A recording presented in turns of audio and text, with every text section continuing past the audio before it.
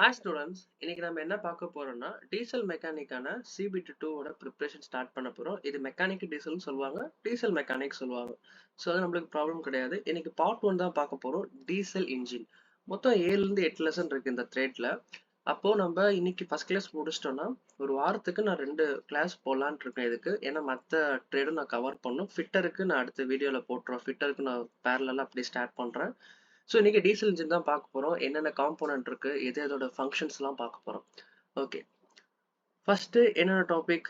First வந்து 2 stroke 4 stroke engine diesel engine என்ன, அதுக்கப்புறம் CI அண்ட் SA இன்ஜின் என்ன, அதுக்கப்புறம் இன்ஜினோட மெயின் காம்போனன்ட்ஸ், அதுக்கப்புறம் engine specification, fuel system, cooling system, ஏர்டெக் சிஸ்டம், லூப்ரிகேஷன் இதெல்லாம் பார்க்க போறோம். அதுக்கப்புறம் இன்ஜின் கால்குலேஷன், இது ரொம்ப முக்கியம் நமக்கு. அடுத்து இன்ஜினோட பேசிக்ஸ். இன்ஜினோட பேசிக்ஸ்னா என்ன? ஃபர்ஸ்ட் வந்து 4 ஸ்ட்ரோக் இன்ஜின்னா என்னன்னு பார்ப்போம். மொத்தம் 2 டைப்ஸ் ஆஃப் இன்ஜின் நம்ம சொல்லலாம். ஸ்ட்ரோக்கை வச்சு நம்ம இது பண்ணோம்னா 4 ஸ்ட்ரோக் இன்ஜின், 2 ஸ்ட்ரோக் இன்ஜின். தமிழ்ல நான் பின்னாடி கொடுத்துருக்கேன், ரீட் பண்ணிக்கோங்க. Okay, it completes one cycle in 4 strokes. 2 தடவை கிராங்க் ஷாஃப்ட் சுட்டுச்சுன்னா அதுதான் 4 ஸ்ட்ரோக். அதே it takes complete one cycle, ஒரு சைக்கிள்ல 2 ஸ்ட்ரோக்குமே முடிஞ்சிடும். கிராங்க் ஷாஃப்ட் வந்து ஒரு தடவை தான் ரொட்டேட் ஆகும். அதுதான் 4 ஸ்ட்ரோக்கும் 2 ஸ்ட்ரோக்கும் உள்ள வித்தியாசம். ஓகே, இன்டேக் ஸ்ட்ரோக்கு நம்ம சொல்வோம். அப்பதான் வந்து ஏர் வந்து அந்த சிலிண்டருக்குள்ள போகும். இப்போ இதுதான் பிஸ்டன் சிலிண்டர்னா ஏர் வந்து சிலிண்டருக்குள்ள போகும். இங்க வந்து இன்ஜின் நெட், பிஸ்டன் நெட், இதுக்குள்ள போய் ஏர் போகும். அதுக்கப்புறம் கம்ப்ரஷன் ஸ்ட்ரோக்ல வந்து ஏர் கம்ப்ரஸ் ஆகும். இங்கில் வந்து நம்மளுக்கு இக்னிஷன் ஸ்பார்க் இருக்கும். அப்ப என்ன ஆகும்னா நம்ம கம்ப்ரஸ் பண்றத போய் அங்க போய் அடிச்சு அந்த ஸ்பார்க்ல இருந்து நம்மளுக்கு ஃபியூலும் ஏரும் காம்போவா சேர்ந்து அங்க பேர்ன் ஆகும். அப்போ வந்து அந்த பேர்ன் அவுட் வந்து டப்புன்னு இங்க மேல கீழே போயிட்டு வரும். அப்போ இன்ஜின் ரொட்டேட் ஆகும். அந்த எக்ஸாஸ்ட் கேஸ் வந்து எக்ஸாஸ்ட் ஸ்ட்ரோக்னு சொல்லுவோம். ஸோ இந்த 4 ஸ்ட்ரோக் இங்க நடக்கும். அதே இங்க பேரலா இங்க 2 ஸ்ட்ரோக்னு பார்த்தோம்னா கம்ப்ரஷன் பிளஸ் இன்டேக் இது ரெண்டுமே ஒரே ஸ்ட்ரோக்ல நடக்கும். பவர் அண்ட் எக்ஸாஸ்ட் இது ஒரு ஸ்ட்ரோக்ல நடக்கும். இதுதான் மேஜர் வித்தியாசம். ரயில்வே டீசல் இன்ஜினை பொறுத்த வரைக்கும் use 4 stroke because it gives the better efficiency and full economy. Okay, இதே மாதிரி பார்த்தோன்னா மோர் power per stroke but higher fuel consumption. அதிகமாக ஃபியூல் வந்து இதில் இழுக்கும். அதனால தான் 2 ஸ்ட்ரோக் இன்ஜின்ஸ்லாம் பார்க்கும்போது, டீசல் இன்ஜின்ஸ்லாம் பார்க்கும்போது மைலேஜ் கம்மியாக தரும். ஏன்னா அதிக ஃபியூல் போயிட்டு நம்மளுக்கு அதிகமாக செலவு வைக்கும் ஃபியூலுக்காக. இது தமிழில் கொடுத்துருக்கேன், பாஸ் பண்ணி நீங்கள் படிச்சுக்கோங்க. ஓகே, இதுதான் ஃபங்க்ஷன்ஸ். ஃபர்ஸ்ட் வந்து இன்டேக் ஸ்ட்ரோக். இன்டேக்ல என்ன ஆகுது, ஏர் ஃபியூல் வந்து இங்க போய் மிக்சர்ல இதாகுது, இங்க உள்ள போகுது. ஒரு குறிப்பிட்ட அமௌண்ட் வரைக்கும் உள்ள கம்பைன் ஆகி க்ளோஸ் ஆயிரும். இன்டேக் வால் வந்து க்ளோஸ் ஆயிரும். அதுக்கப்புறம் நம்மளுக்கு இங்க கம்ப்ரஷன் ஸ்ட்ரோக் ஸ்டார்ட் ஆயிரும். கிராங்க் ரொட்டேட் ஆகும்போது அது போய் இங்க மேல போய் இங்க அடிக்கும். இங்க போய் அடிக்கும் போது அந்த ஸ்பார்க் பிளக்ல இருந்து ஃபயர் வந்து 2 வால்மே க்ளோஸா இருக்கும். இது பார்த்துக்கோங்க, கம்ப்ரஷன்லயும் க்ளோஸா தான் இருக்கும், பவர்லையும் க்ளோஸா தான் இருக்கும். எக்ஸாஸ்ட் வால்வ் நம்ம ஏர் உள்ள இழுக்கும் போது க்ளோஸ் பண்ணிருப்போம், ஏன்னா வெளியே போயிடக்கூடாதுன்னு. அதே மாதிரி எக்ஸாஸ்ட் டைம்ல பார்க்கும்போது இன்டேக் வால் க்ளோஸா இருக்கும், எக்ஸாஸ்ட் வால் ஓப்பனா இருக்கும். அப்பதான் அந்த காத்து வெளியே போகணும். இது புரியலன்னா இந்த டயக்ராம் வச்சு கூட நீங்க அண்டர்ஸ்டாண்ட் பண்ணிக்கலாம். ஓகே, இதுதான் நாங்க இங்கிலீஷ்ல சொன்னதை இப்ப தமிழ்ல சொல்லியிருக்கேன் இங்க. அடுத்து CI engine and SI engine. CIனா என்னன்னா கம்ப்ரஷன் இக்னிஷன், ஸ்பார்க் இக்னிஷன். இந்த கம்ப்ரஷன் இக்னிஷன் பொறுத்த வரைக்கும் ஆல்வேஸ் யூசஸ் டீசல். கொஸ்டின் கூட கேட்பாங்க, டீசல் இன்ஜினுக்கு இன்னொரு நேம் என்னன்னா CI இன்ஜின் சொல்லலாம், டீசல் இன்ஜின். ஓகே, அதே மாதிரி டீசல் இன்ஜினுக்கு ஸ்பார்க் பிளக் தேவை கிடையாது. அதே வந்து ஸ்பார்க் இக்னிஷனுக்கு வந்து ஸ்பார்க் பிளக் தேவை. இதுக்கு ஆல்டர்னேட்டா நம்ம என்ன யூஸ் பண்ணுவோம்னு சொல்லிட்டு கமெண்ட்ல சொல்லுங்க. ஏன்னா இதுக்கு ஸ்பார்க் பிளக் நம்ம யூஸ் பண்றோம்னா இங்க நம்ம அதுக்கு பதிலா என்ன யூஸ் பண்ணுவோம். அதே மாதிரி இதுக்கு கம்ப்ரஷன் ரேஷியோ அதிகம், இதுக்கு லோயர் கம்ப்ரஷன் ரேஷியோ தான். ஸோ அதனால தான் நம்ம டீசல் இன்ஜினும் பெட்ரோல் இன்ஜினும் மேக்ஸிமம் நம்ம டிஃபர் பண்றது இந்த 4 கேஸை பொறுத்து தான். ஓகே, இப்போ தெளிவா நம்ம பார்க்கலாம் இன்ஜினோட காம்போனன்ட்ஸ். இன்ஜினோட காம்போனன்ட்ஸ் பொறுத்த வரைக்கும் சிலிண்டர் இதுதான் வந்து மெயின். தான் இந்த சிலிண்டர், அங்கதான் கம்பஷன் ஹேப்பன் ஆகும், அங்கதான் நடக்கும். அதே மாதிரி பிஸ்டன் வந்து மேலேயும் கீழேயும் போயிட்டு வர அந்த கம்ப்ரஷன், பவர், எக்ஸாஸ்ட் இது எல்லாத்துக்கும் மெயின் ரீசனே அந்த பிஸ்டனோட ஒர்க் தான். பிஸ்டனும் கிராங்க் ஷாஃப்டும் கனெக்ட் ஆகிருக்கிறது பேரு கனெக்டிங் ராட்.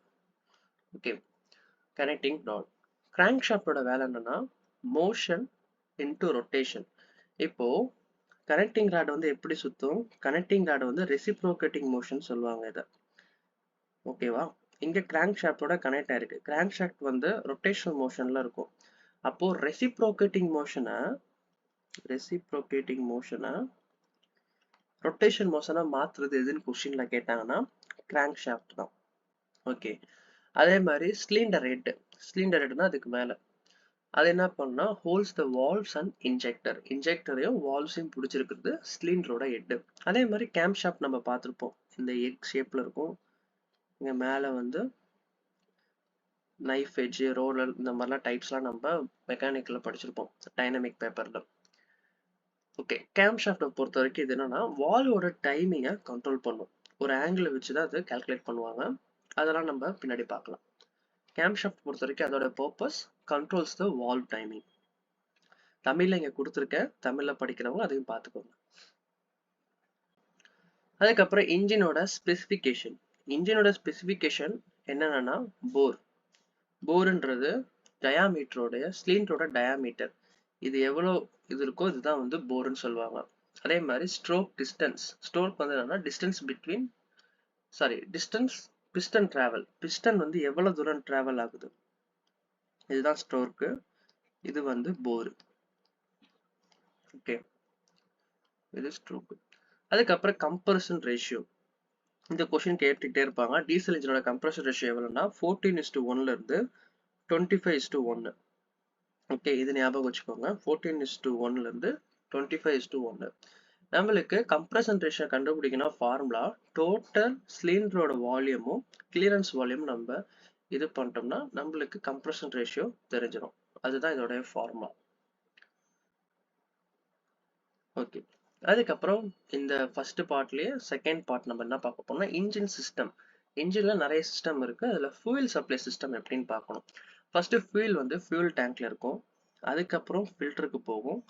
ஃபில்டர்ல இருந்து இன்ஜெக்ஷன் பம்புக்கு போகும். இன்ஜெக்ஷன் பம்ப்ல இருந்து இன்ஜெக்டர் போகும். இதோட பர்பஸ் என்னன்னா ஸ்டோர் ஃபியூயல்.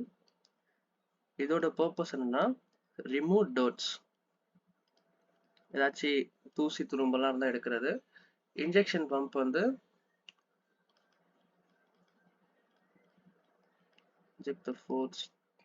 அந்த இதை வந்து ஃபோர்ஸா வந்து இன்ஜெக்டருக்கு தள்ளும். fuel is injected at a high pressure into the cylinder. சிலிண்டருக்கு போகும்போது ரொம்ப ஹை ப்ரெஷரா போகும். Okay,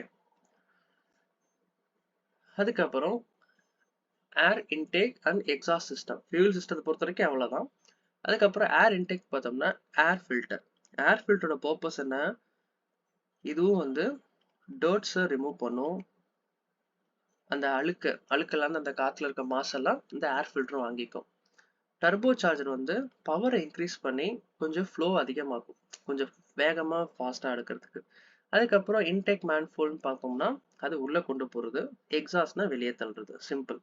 fresh air enters, burn gas exist. இதுதான் வந்து இன்டேக்கா போகும். வெளியே வரும்போது எக்ஸாஸ்ட் காஸ்டா போகும். அதுல வந்து நம்ம ஒண்ணுமே பண்ண முடியாதது. இங்க தமிழ்ல பாத்தீங்கன்னா காற்று உள்ளே எரிதல், புகையை வெளியே. இந்த டர்போ சார்ஜர் பவரோட என்னன்னா அதை வந்து ப்ராசஸ் கொஞ்சம் அதிகமாகும், கொஞ்சம் சீக்கிரம் முடிக்கிறதுக்கு அதோடைய பவர் அதிகமாகும். அதுக்கப்புறம் கூலிங் சிஸ்டத்துல அந்த கூலண்டோட வேலை என்னன்னா ஹீட்டை வந்து அப்சர்வ் பண்ணும், எக்ஸஸ் ஹீட்டை வந்து ரிமூவ் பண்ணும். இதெல்லாம் பண்ணும். தெர்மோஸ்டாட்னு வந்து ஆட்டோமேட்டிக் டெம்பரேச்சருக்கு ஏற்ற மாதிரி வந்து அடாப்ட் ஆகிக்கும். வாட்டர் பம்ப் வந்து ரிசர்வாயர். இந்த வாட்டர் பம்ப் அந்த ரிசர்வாயர்ல இருந்து இந்த டேங்க்ல இருந்து தண்ணியை வந்து சப்ளை பண்ணும் எல்லா இடத்துக்கும். ரேடியேட்டர் வந்து நம்மளுக்கு தெரியும், இது வந்து ஹீட்டை கம்மி பண்றதுக்காக நம்ம யூஸ் பண்றோம். அதுக்கப்புறம் லூப்ரிகேஷன் சிஸ்டம். கூலண்ட் வேற, லூப்ரிகேஷன் வேற. இது வந்து நம்மளுக்கு ஃப்ரிக்ஷன், நம்மளுக்கு வந்து அந்த உராயிரும் போது நம்மளுக்கு தேய்மானம் ஏற்படும், வியர் அண்ட் டியர் நம்ம படிச்சிருப்போம். இதை கம்மி பண்றதுக்காக தான் நம்ம லூப்ரிகேஷன் யூஸ் பண்றோம். மினரல் ஆயில் இந்த மாதிரி நிறைய லூப்ரிகேஷன் இருக்கு. பட் இன்ஜினை பொறுத்த வரைக்கும் நம்ம டிஃப்ரெண்ட்டான ஆயில் நம்ம யூஸ் பண்ண மாட்டோம். ஆஸ் பர் த SAE இந்த மாதிரி ஸ்டாண்டர்டான அந்த அசோசியேஷன் சொல்கிற ஆயில் தான் நம்ம யூஸ் பண்ணுவோம். Okay, first oil pump. ஆயில் பம்போட பர்பஸ் என்ன? தண்ணியை ஒரு ஃப்ளோவை அதிகமாக்கி இன்னொரு இடத்துல இன்னொரு இடத்துக்கு ட்ரான்ஸ்ஃபர் பண்ணுறது. ஆயிலை வந்து சம்ப்லேருந்து எடுத்துகிட்டு போகும். இது ரிவர்ஸில் கொடுத்துருக்கேன். ஃபஸ்ட்டு வந்து ஆயில் சம்ப்லேருந்து பம்புக்கு வரும். அது ஃபில்டர் ஆகி தான் எல்லா இடத்துக்கும் மூவ் ஆகும். ஓகே, லூப்ரிகேஷன் சிஸ்டம் பாருங்க, இந்த 3 தான் மெயின் பார்ட். ஏன்னா எல்லாமே ஒன்லைனாக இருக்கே, இவ்வளோ படித்தா போதுமானா போதும். டெக்ஸ்ட் புக்கில் இந்த டாபிக் எடுத்து டெஸ்ட் எழுதி பாருங்க. டெக்ஸ்ட் புக்கில் டெஸ்ட் எடுங்க. இந்த டீசல் ரிலேட்டடாக இருக்க கொஸ்டின்ஸை நான் சிங்கிள் லைனாக கொண்டு வந்ததே டைரெக்டாக இது படித்தா உங்களுக்கு அந்த கீ லைன் ஞாபகம் வந்துடணும். அதே மாதிரி சிலிண்டருக்குள்ள பவர் டெவலப் ஆகிறது பேர் தான் இண்டிகேட்டட் பவர். இண்டிகேட்டட் பவருக்கு ஃபார்முலா இருக்கு. IP is equal to pressure, length of stroke, area of cylinder and speed. Okay, divided by 60. இது வந்து இண்டிகேட்டட் பவர். எப்பொழுதுமே இண்டிகேட்டட் பவர் தான் பிரேக் பவரோட பெருசா இருக்கும். இது ஒரு கண்டிஷன். அடுத்து பார்த்தோம்னா பிரேக் பவர். பிரேக் பவரை பொறுத்த வரைக்கும் பார்த்தோன்னா usable output power at crank shaft. Crank ஷாஃப்ட்ல இருக்க அவுட்புட் பவர் தான் அதை யூஸ் பண்ணும். இதோட ஃபார்முலான்னு பார்த்தோம்னா speed into torque 2πnt divided by 60. இதுதான் பிரேக் பவருடைய ஃபார்முலா. ஓகே, அதுக்கப்புறம் ரொம்ப முக்கியமான பார்ட், இதுல இருந்து கொஸ்டின் கேட்டே இருப்பாங்க. இண்டிகேட்டட் தெர்மல் எஃபிஷியன்சின்னு கேட்டாங்கன்னா IP indicated power mass flow into clearance volume. அதே வந்து பிபின்னு கேட்டாங்கன்னா இங்க வந்து பிரேக் பவரோட ஃபார்முலா என்ன சொன்னா 2πnt divided by 60. இங்க ஐபியோட ஃபார்முலா என்ன? PLN EN 60. ஓகே, அதுக்கப்புறம் மெக்கானிக்கல் எஃபிஷியன்ட் கேட்டாங்கன்னா ரேஷியோ பிட்வீன் பிரேக் பவருக்கும் இண்டிகேட்டர் பவருக்கும் வித்தியாசம் தான் அந்த மெக்கானிக்கல் பவர். ஓகே, வேற என்ன ஃபார்முலா அதில் ரொம்ப முக்கியம்னா ஃப்ரிக்ஷனல் பவர்லாம் கேட்பாங்க. Indicated power is equal to break power plus frictional power. கொஸ்டின்ல ஃப்ரிக்ஷனல் பவர் என்னன்னு கேட்கும்போது அதை அங்கே வச்சுட்டு அப்படியே மாத்திக்கோங்க. IP இந்த ஃபார்முலா ரொம்ப முக்கியம். FPன்றது ஃப்ரிக்ஷனல் பவர். ஓகே, அண்ட் ஃபைனலாக இன்னைக்கு என்ன நம்ம பார்க்க போறோம்னா compression ratio formula.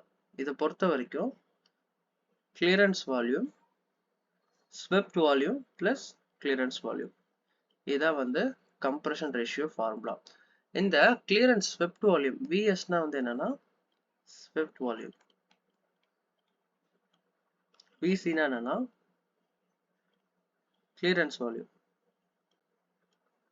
Clearance volume, இந்த கிளியரன்ஸ் வால்யூம்ன்றது இங்க கொடுத்துருக்காங்க பாருங்க, இது கிளியரன்ஸ் வால்யூம். இந்த ஸ்டோர்க்கோட லென்த்ல வர்றது தான் இந்த top dead centre bottom dead சென்டருக்குள்ள டிஸ்டன்ஸ் தான் வந்து ஸ்வெப்ட் வால்யூம். அப்போ கொஸ்டின் எப்படி கேட்பாங்க? VSன்றது distance between TDC and BDC. Okay, இதுதான் இன்னைக்கு ஃபர்ஸ்ட் கிளாஸ் நம்ம பார்த்துருக்கிறது. கண்டிப்பா யூஸ்ஃபுல்லா இருக்கும். நெக்ஸ்ட் வந்து நம்ம ஃபியூல் சிஸ்டம் ஃபுல்லா பார்க்க போறோம். இதை அப்படியே க்ரோ த்ரூ பண்ணிட்டு YCTO இல்லை வேற ஏதாச்சும் பேரலான புக் எடுத்துக்கோங்க. ரொம்ப தியரி புக்லாம் நீங்க எதுவும் வாங்காம PVQ அதுக்கப்புறம் டெஸ்ட் புக் இப்படிதான் வந்து செகண்ட் CBT2ல நிறைய பேர் கிளியர் பண்ணாங்க.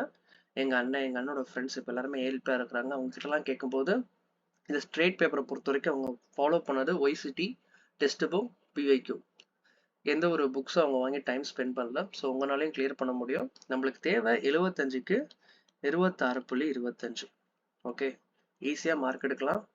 டவுட் இருந்துச்சுன்னா இந்த டெலிகிராமில் ஜாயின் பண்ணிக்கோங்க. ஃபைல்ஸ் நோட்ஸ் வேணும்னா இதில் ஜாயின் பண்ணிக்கோங்க. தேங்க்யூ. சேனலை சப்ஸ்கிரைப் பண்ணிக்கோங்க. அடுத்து உங்களுக்கு ஃபிட்டர் கூட ஃபர்ஸ்ட் வீடியோ நான் போடுறேன். மற்ற ட்ரேடுக்கெலாம் கொஞ்சம் கொஞ்சமாக நான் ட்ரை பண்ணி போடுறேன். ஏன்னா எக்ஸாமுக்கு இன்னும் ஒரு 90 days கிட்ட இருக்குது. ஸோ பயப்படாதீங்க, அதுக்கு முன்னாடி கவர் பண்ணிடலாம். எனக்கும் இப்போ நிறைய NTPC கிளாஸ் அதுக்கப்புறம் JEE கிளாஸ் இந்த மாதிரி நிறைய கமிட்மெண்ட்ஸ் இருக்கனால என்னுடைய ஃப்ரீ டைம்ஸில் உங்களுக்கு நான் போட்டுட்ருக்கேன். கண்டிப்பாக யூஸ் பண்ணிக்கோங்க, ஷேர் பண்ணுங்கள்.